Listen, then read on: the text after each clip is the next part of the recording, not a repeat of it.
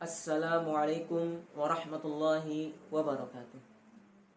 Alhamdulillahirabbil alamin wa bihi nasta'in ala umurid dunya waddin.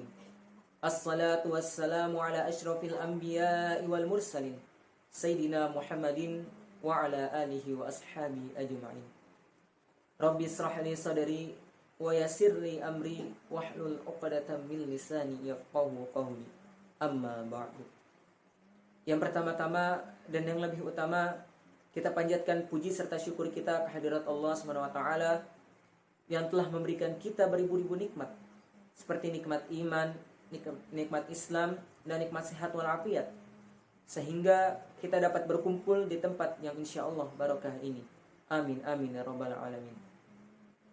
Tak lupa kita sampaikan salawat serta salam pada junjungan kita, baginda kita, Nabi besar Nabi Muhammad sallallahu alaihi wasallam, yang telah membawa kita dari zaman jahiliyah atau zaman kegelapan ke zaman yang terang benderang dengan ilmu ini. Para teman dan para guru-guru yang dirahmati Allah Subhanahu wa taala, salat adalah salah satu ibadah yang paling utama di dalam Islam sebagai sebuah tiang agama, dan mungkin di antara kita masih banyak yang bertanya-tanya tentang apa sih tujuan salat dan untuk apa kita melakukannya. Pertanyaan ini telah dijawab di dalam Al-Quran surah Al-An'am ayat 162. Qala Allah Ta'ala fi kitabil karim, A'udzu billahi minasyaitonir rajim, Bismillahirrahmanirrahim. Qul inna salati wa nusuki wa mahyaya wa mamati lillahi rabbil alamin. Yang artinya, katakanlah sesungguhnya salatku, ibadahku, hidupku dan matiku hanyalah untuk Allah Subhanahu wa taala. Hanyalah untuk Allah, Tuhan semesta alam. Dari ayat ini kita dapat simpulkan bahwa salat kita, ibadah kita, dan kehidupan kita, baik itu di dunia atau di akhirat kelak nanti, ditujukan kepada Allah Subhanahu wa taala. Oleh karena itu, salat adalah salah satu ibadah yang paling utama yang tidak dapat kita bisa tinggalkan, apalagi kita lupakan. Yang sebaiknya tiap kita atau tiap orang mengerjakan dan melaksanakannya sesuai dengan ajaran Nabi Muhammad SAW. Dan perintah salat juga banyak disebutkan, baik itu di dalam Al-Quran ataupun hadis, dan juga di dalam kitab-kitab fikih yang tentang bab salat yang biasanya dibahas di awal-awal. Itu membuktikan bahwa betapa pentingnya ibadah ini semasa hidup di dunia. Dan adapun salah satu dasar hukum kewajiban salat yang dijelaskan di dalam Al-Quran surah An-Nisa ayat 103. Qala Allah Ta'ala fi kitabil karim, A'udzu billahi minasyaitonir rajim, Bismillahirrahmanirrahim. Innas salata kanat 'alal mu'minina kitaban mawquta. Yang artinya, sesungguhnya salat adalah sebuah kewajiban yang ditentukan waktunya atas orang-orang yang beriman.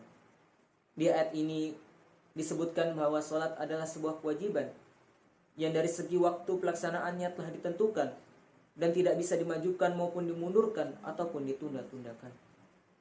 Artinya, rukun Islam yang kedua ini kita tidak dapat lakukan sewaktu-waktu kecuali untuk salat sunnah saja.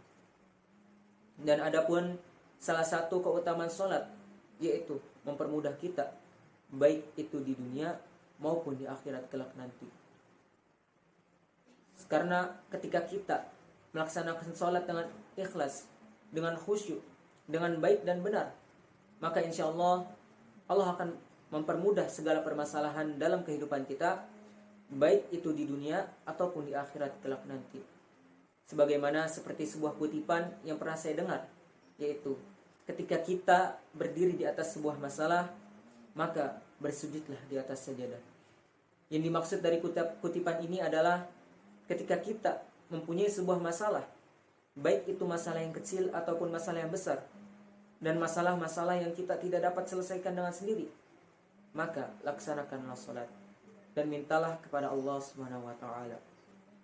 Maka dari itu, kita harus selalu melaksanakan salat dalam keadaan apapun dan dimanapun kita berada.